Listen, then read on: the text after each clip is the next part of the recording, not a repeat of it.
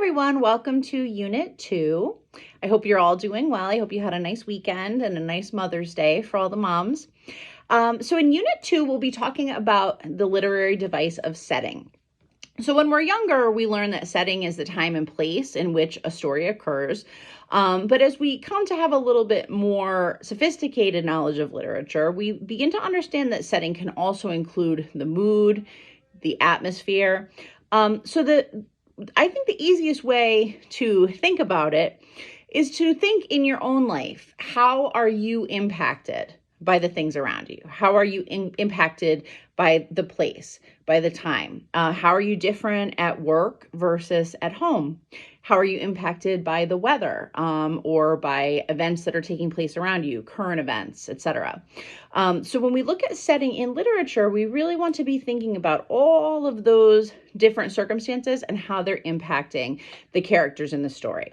So for your readings this week, you will be reading All Summer in a Day, which is a very famous short story by Ray Bradbury.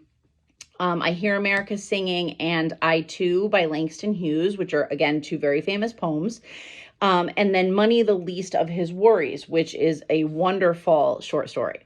So as you're reading those, they're all relatively short. You'll be thinking about how the setting is impacting the characters. There's also a short bit on active reading, and then you'll be looking at the idea of self-plagiarism, which is something that you'll be examining in the discussion board. So we'll be talking about the idea of self-plagiarism, and your discussion board response will be around that issue. And then your major assignment for the week is the setting literary response, in which you will take one of the short stories that we've read either in week 1 or week 2 and discuss how the setting impacts the characters. So a lot to do this week, but definitely some very interesting reading and some great writing tasks as well. If you have any questions whatsoever, please don't hesitate to reach out with anything that you need. And I will see you a little bit later in the week.